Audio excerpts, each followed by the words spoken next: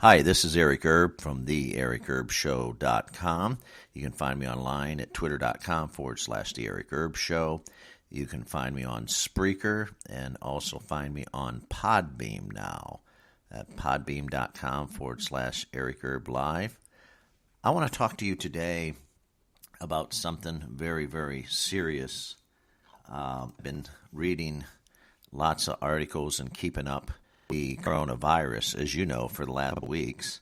They're saying the coronavirus count now is about 40,645 infected and 910 people dead. Shanghai falls and is in total lockdown as China, the megacities of China.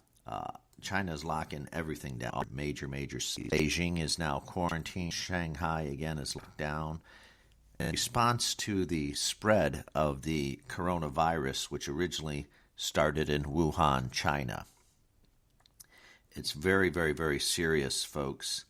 Now that the big cities, Beijing and China, are locked down, quarantined and locked down, just like I had predicted. I was talking with some folks earlier in the week, and I had predicted that Beijing and all the big cities would be locked down, and I predicted by about the end of the month or the second week of March, all of China would be under quarantine and the whole entire country of China would be locked down.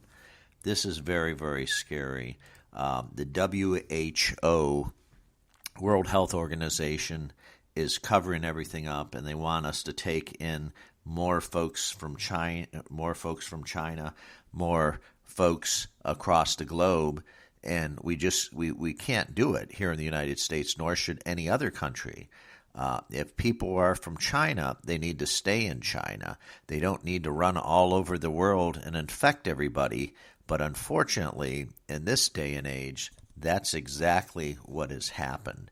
The folks in Chinese has run all over the place. They've infected everything and everybody around the world. Before the Chinese, they were celebrating the Chinese New Year. 5 million people got out of that before they started locking down Wuhan, China. So it's a clusterfuck is what it is. It's a total clusterfuck, and guess what?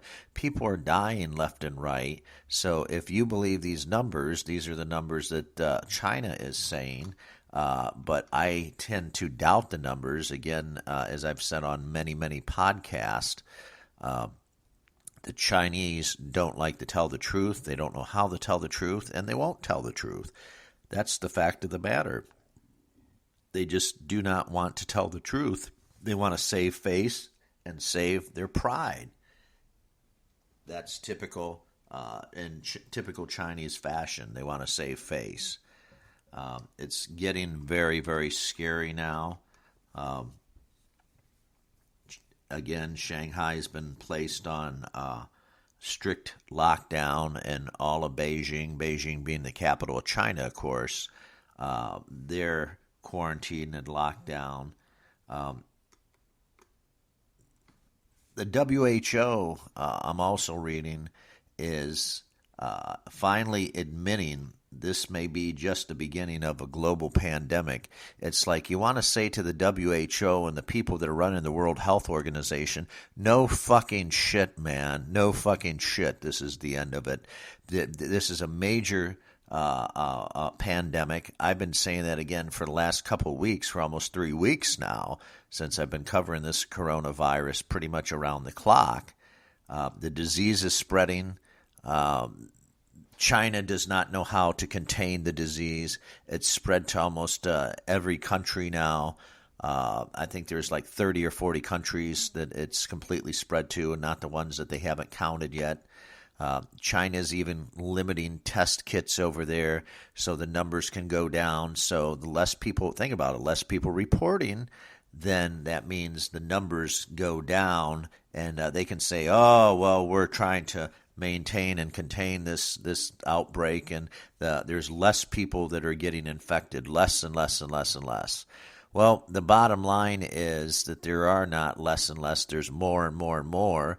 And obviously, if you drop the number of test kits and don't provide enough for the people, then guess what? Then the numbers do go down because less people are reporting. Duh. I mean, anybody knows that. But again, that's just the Chinese way of handling things. That's how they handle things. That's how they always handle things. They try to cover things up to distort the numbers. The numbers are probably double and triple what I read you earlier here in the podcast. So let me know what you think of this podcast. You can find me online at theericherbshow.com. Also find me on twitter.com/The Eric Erb Show.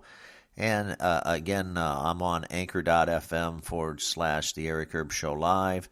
You can always find me on Spreaker, Spreaker.com/The Eric Erb Show Live. And of course, you can find me on Podbeam now at Eric Erb Show Live. I'd love to have you as a subscriber. If you like this channel and you like what I'm saying in this channel and you like the message, please, I would love for you to be able to help me donate and keep me on the air. That'd be great. You can keep us on the air here. If you want to subscribe, donate, anything and everything always helps. Your support is always welcome. Your support is always needed and welcome. And I thank you very much. This is Eric Erb from The Eric Erb Show Live, signing off.